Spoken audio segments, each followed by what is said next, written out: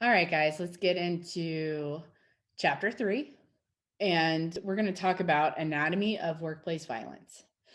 So, this to me is one of those, we're getting into more of the nuts and bolts of what is going on with workplace violence. But I want to back up a little bit and I want to talk about, see if I can get this a little bit better. So, we talked a lot about accommodations and about how we can do better as a team. So, when I talk about the team approach, that is TEAM is an acronym. And the acronym is talk about it for T, educate. And then for A, it's acquire knowledge.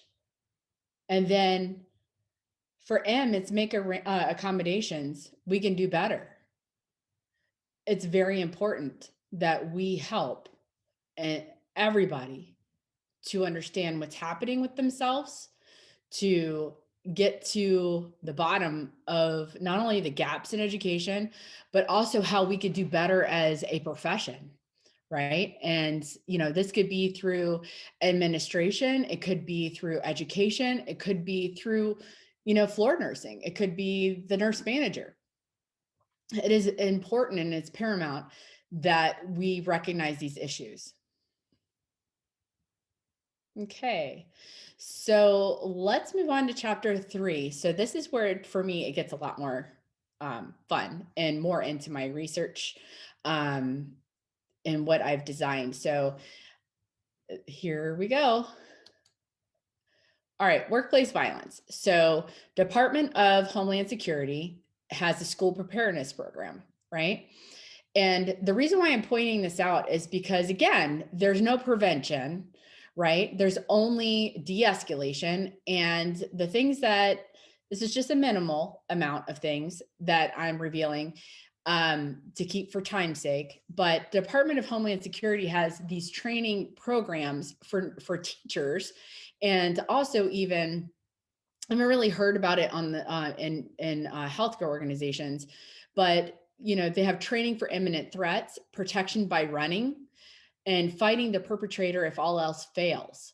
The result is to reduce the loss of life and impact of the disaster. Now, that is a mass casualty type of scenario with schools and stuff like that. We don't necessarily have those in healthcare. So, but what we do have is OSHA. Now, OSHA, they recommend, this keyword, recommend agencies to have programs in place for workplace violence, but does not give standards or recommendations or regulations, only information for guidelines. Now, I'm just going to repeat that. OSHA does not give any standards or regulations, only for informational purposes only. Okay. Their regulation, or this the statute thing that they have, 29 CFR 1904.36 section 11C, prohibits the act of discriminating against an employee for reporting a workplace fatality, injury, or illness. So it is our duty, if something is not working correctly, that we need to report. But the only time that anything is ever done is if it is in regards to retaliation. Now, I don't have it on the slide, so this is extra information that you're going to need to know, because I will be doing testing throughout this whole program. Where can you go if you have issues with your employer? Where can you go if you have issues with not being heard or being discriminated against? Now, this is good to know for your patients, right? Your patients should know if something is happening in their own personal life, where can they go to report these issues with their employer? So you would want to refer them if it has to do with age, sex, religion, and there's a few other ones, over 40 years old, that they can go to the EEOC and file a claim with them, and then they will follow up. If it has to do with education, then you would file a report with the Department of Education in your state. So this way, it is you're getting a report on file Because if it's not reported, if it's not charted, does it happen? No, not necessarily, because if there's no documentation, it never happened, right? We all know that. So, are frontline healthcare workers prepared for workplace violence? Here we go. So, when I was showing this to some of our executive leaders in Nurses Against Violence Unite, it was quite interesting to hear one of the members. She says, "But it's like a hurricane. It's not in an ice funnel." No, healthcare workers are not really prepared for what's out there.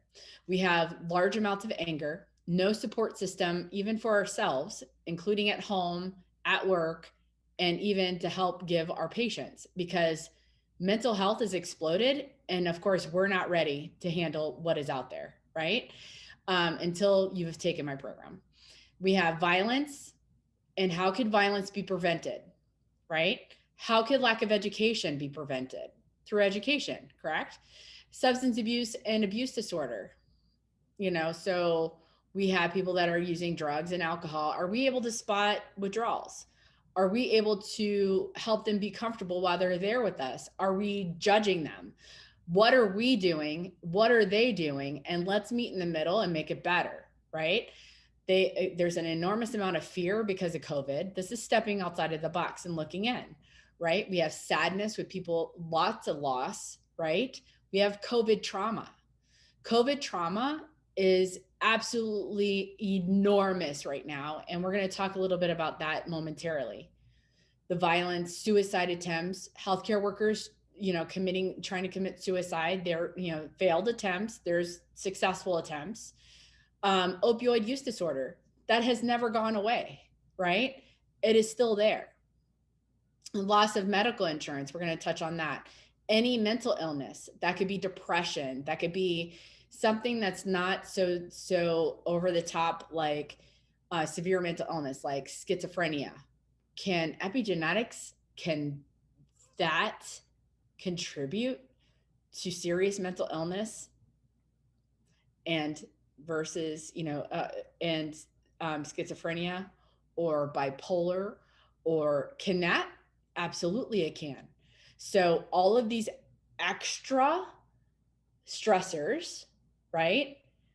These extra stressors can wear down your body medically and mentally if it is not fixed or helped in any way to be better. It is very important. A lack of support, a lack of resources, and lack of education can contribute to a whole lot of problems in society, especially healthcare. And that is what we have right now. And we are, again, nursing and healthcare in general, including medical, are not prepared to handle what's out there. So societal changes and influences that are affecting the frontline healthcare workers and academic programs. So all of that down one little chute.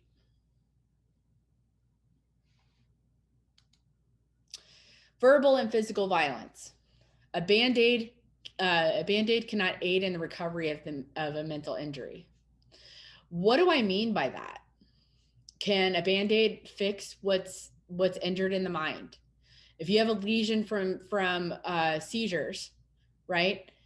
Is a Band-Aid going to be able to fit into your skull unless you absolutely cut it open and put it on there? Probably not, right? And would it actually fix anything? No, it won't, because we need to take care of this and this, right? Very important stuff. So, statistics. In 2019, 1 in 5 nurses report physical assaults. That would be out of 4,300 approximately reportants, people that responded to the survey with the American Nurses Association. 865 stated that, that's the statistics taken for the 1 in 5 nurses report physical assaults. That's not a lot. 4,300 is nothing compared to what we have in Nurses Against Violence Unite. We have over 30,000 people, and we have ongoing like 7,500 people on a daily basis that is contributing to our program and to our pages. So we have to keep this momentum going. I'm very proud of what we're doing, because when we do a survey, it's going to be much bigger than this. And then out of that 4,300, 2,400 roughly reported verbal assaults. So we have 1 in 5 nurses report physical assaults, and that's on her 865. But then you have the verbal, which is 2,400. Now you hear the whole saying of mind games, right? When you have mental injury from verbal assaults, that is so much worse than sometimes getting beaten. That is what a lot of people feel. And it's a lot higher. Verbal assaults, do you think that they could be prevented through prevention? Yeah. So in 2018, 62% out of 14,000 nurses, this is in 2018. So this is pretty much the first survey that the American Nurse Association did. 14,000 nurses stated 62% of those, which is 8,600, reported that they have been physically attacked and verbally abused. That's a very large number, but 14,000, the American Nurse Association is a very large organization.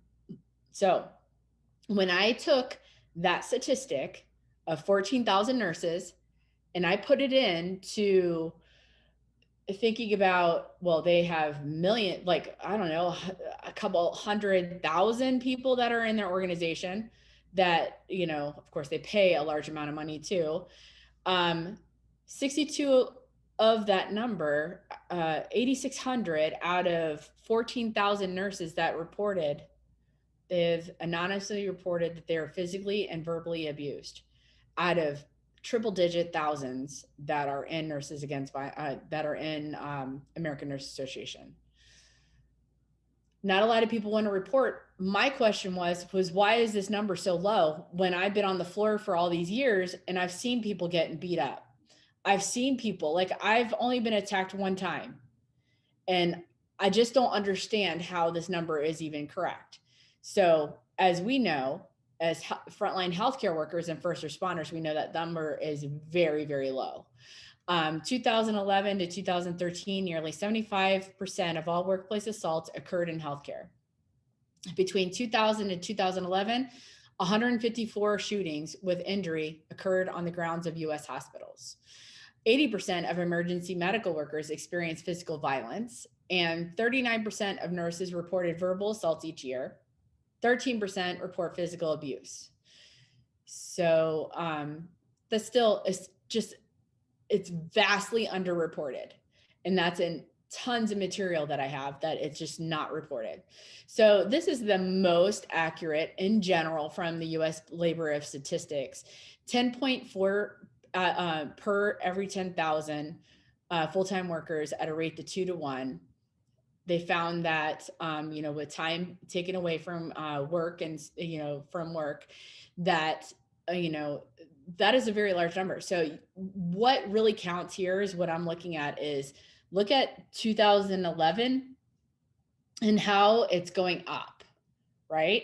Now in 2019 is when my project was done.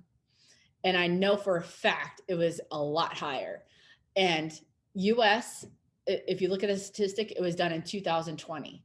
So when you're doing research of your own, you need to look at the dates and you need to look at when it was updated or when it was published, because these numbers are just astronomical. I know that they're a lot higher than this.